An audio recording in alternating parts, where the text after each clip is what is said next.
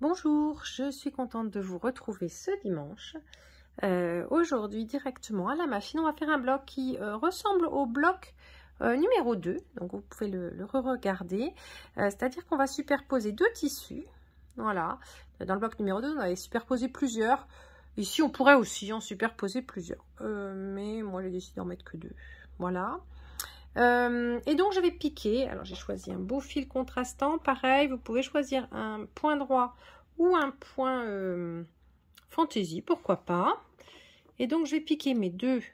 Mes carrés font 15, un peu plus de 15, hein, juste pour les équerrer après, mais 15 et demi. Je vais marquer des... Je vais faire des lignes, on va dire, courbes.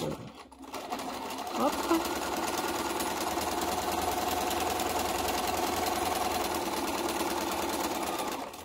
Voilà.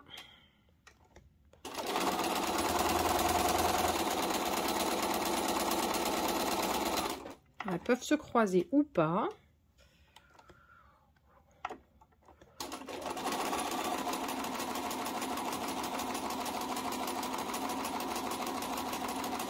Laissez par contre toujours au moins 1 cm entre deux lignes si elles ne se croisent pas. Voilà, ici par exemple. Si elles se croisent, elles se croisent. Mais si ne faites pas, enfin, ouais, ce serait mieux de ne pas faire deux lignes qui se suivent de trop près.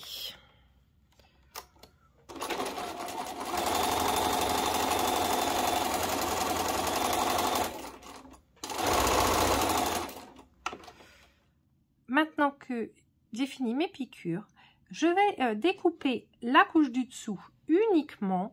Je vais la découper à 3 mm de chaque couture, ce qui va donc me laisser juste finalement des traces.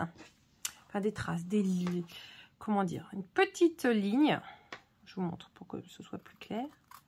Voilà, essayez de garder un peu toujours la même distance. Parce que je trouve que c'est ça qui rend joli. Donc ça fait peut-être plus 2 que 3 mm. L'important c'est que ce soit à l'œil. Si vous n'êtes pas sûr de vous pour découper, ben vous pouvez prendre une règle et tracer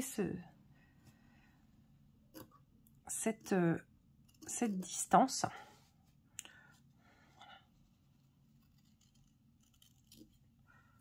Hop, on peut même faire encore plus petit peut-être.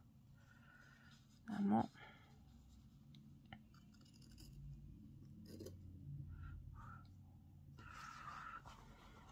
Prenez un bon petit ciseau. Moi j'ai mes ciseaux Appli Quick.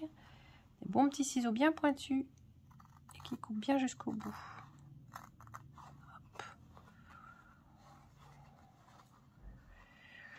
C'est pas les petits Appli Quick que j'ai d'ailleurs, c'est les grands Appli Quick qui sont de taille moyenne pour des ciseaux.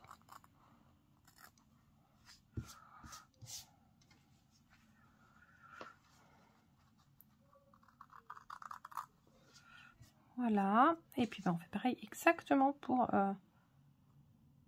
tous les morceaux.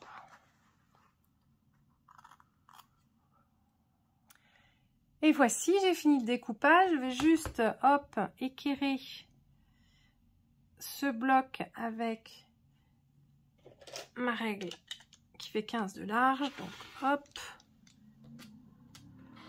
Et hop. Et pareil dans l'autre sens. Comme ça, il sera... Les bords seront bien nets. Hop, je vais décaler un petit peu ici.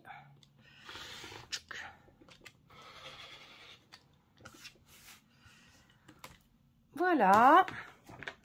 Et donc voici ce bloc qui est terminé. On aurait pu faire un peu la même chose en découpant une bande fine de tissu et en l'appliquant, mais c'est vrai qu'on aurait eu beaucoup plus de mal à faire des courbes comme ça. Il aurait fallu prendre du biais, ça s'effiloche, donc c'est pas simple. Donc moi je préfère cette technique. Vous pouvez donc, comme je vous l'ai dit, faire un point de zigzag aussi par exemple.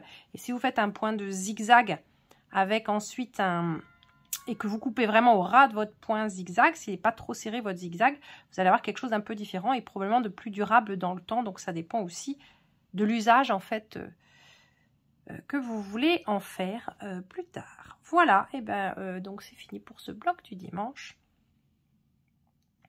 Notre bloc du dimanche est donc terminé. On se retrouve dimanche prochain. À bientôt!